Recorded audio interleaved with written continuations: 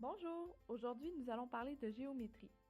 Nous allons apprendre à décrire des prismes et des pyramides en utilisant un vocabulaire mathématique précis. Nous allons apprendre à utiliser 3 termes précis de géométrie qui vont nous permettre de bien décrire les prismes et les pyramides. D'abord, nous allons nous rappeler d'un terme déjà vu, soit ce qu'est une face. Ensuite, nous allons découvrir 2 nouveaux termes, ce qu'est une arête et ce qu'est un sommet. Qu'est-ce qu'une face dans un solide? Rappelons-nous qu'une face est une surface plane ou courbe qui est fermée. Nous verrons un peu plus loin que chacune des faces d'un solide est délimitée par des arêtes. Si nous prenons l'exemple d'un cube, nous pouvons dire qu'il possède un total de 6 faces, puisqu'il est formé de 6 carrés, soit 6 surfaces fermées. C'est ce que nous pouvons observer dans son développement. Nous observons alors que le cube possède 1, 2, 3, 4, 5, 6 faces. Parlons maintenant de ce qu'est une arête. Ce n'est certainement pas d'une arête de poisson qu'il est question en géométrie. Non, non, non.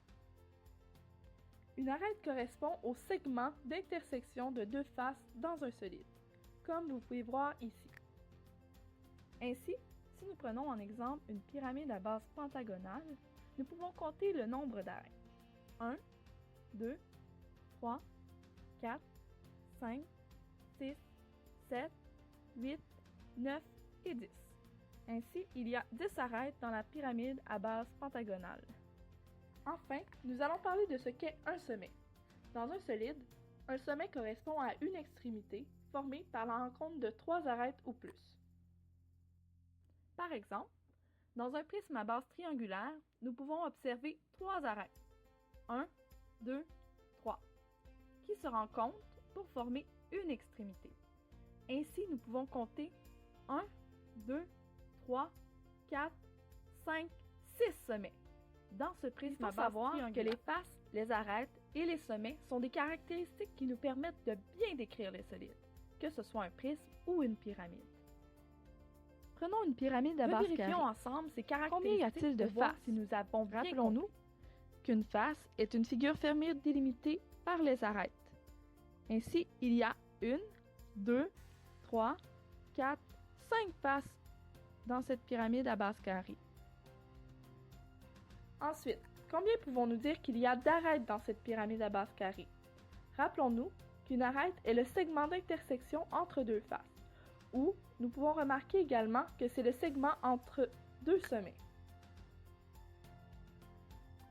Ainsi, il y a 1, 2, 3, 4, 5, 6, 7, 8 arêtes dans cette pyramide.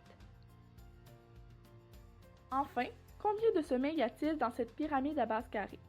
Rappelons-nous qu'un sommet correspond à une extrémité formée par la rencontre de 3 arêtes ou plus. Ainsi, il y a 1, 2, 3, 4, 5 sommets dans une pyramide à base carrée. Alors, nous avons toutes les caractéristiques qui nous permettent de pouvoir décrire notre pyramide.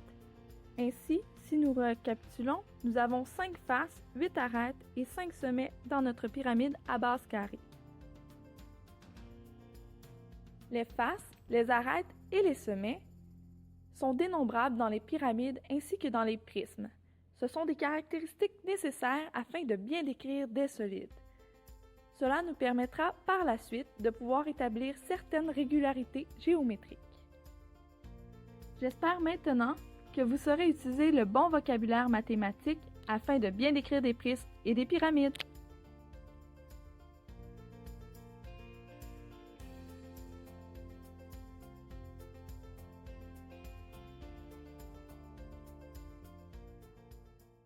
Created using Powtoon.